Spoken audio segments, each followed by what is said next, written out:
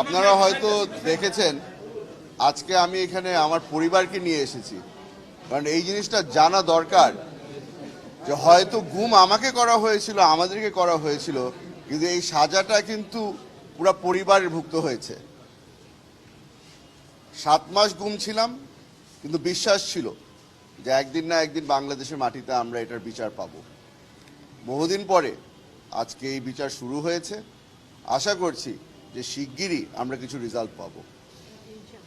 আমাদের একটা আশা ছিল সব সময় যে যারা আমাদের উপরে এই জুলুম করেছে তাদেরকে হয়তো আমরা কাঠগড়ায় দেখতে পাবো। অনেকেই পালিয়ে গেছে, অনেকেই এখনো দেশে আছে।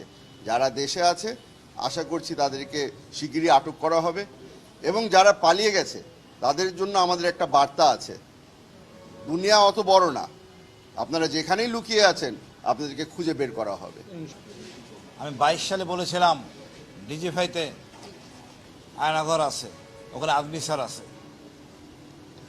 আজকে সেই বিচার শুরু হলো। মহান আল্লাহর কাছে এটুকুই বলবো, আমরা সবাই ন্যায় বিচার পাবো। ফ্যাসিস্ট যত বড়ই হোক কেউ ছাড় পাবে না।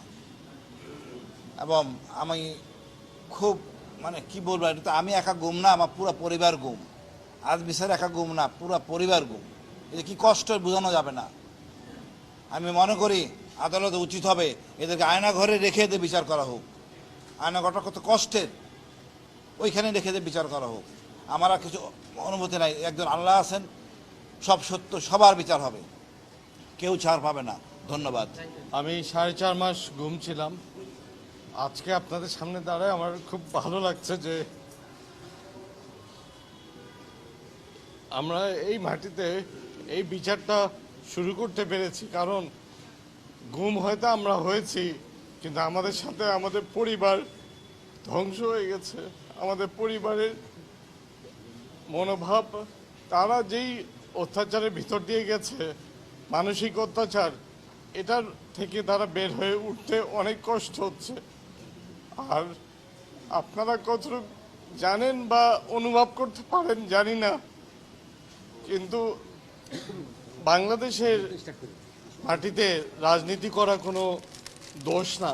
আমরা রাজনীতি করেছি বলে আমাদেরকে আয়নাঘরে যেতে হয়েছে। কিন্তু আমাদের পরিবার কোনো দোষ করে নাই, আমরাও কোনো দোষ করি নাই। এই বিচারটা এই মাটিতে হবে। আর যারা আমাদের সাথে এই অত্যাচার করেছে, আমি আল্লাহর কাছে বিচার দিয়ে এসেছি।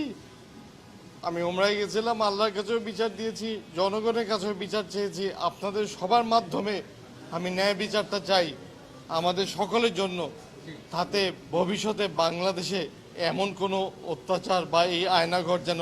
Sector 2. First I was under Major Zia Rahman, next Major Khalid Musharraf.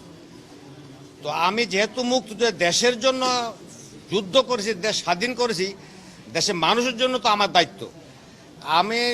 আমাকে ধরে নিয়ে গেছে 2018 সনের ডিজিএফআই, সম্পূর্ণভাবে আমি নির্দোষ হিসাবে কি অবদান নিছে, শুধু লেখালেখি এবং সরকার সমালোচনা করা, এইটাই।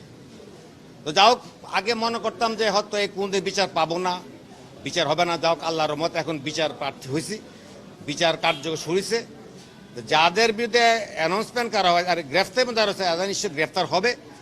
একটা উদ্দেশ্য যে আমরা বিচার চাচ্ছি, বিচার পাবো আশা করি। এবং আমরা যে ক্ষতিগ্রস্ত হচ্ছি, সেই ক্ষতিগ্রস্তটাও, ক্ষতিপূরণটাও আমরা চাইবো আদালতের মারফত। আমরা দাবি সবার কাছে এটাই।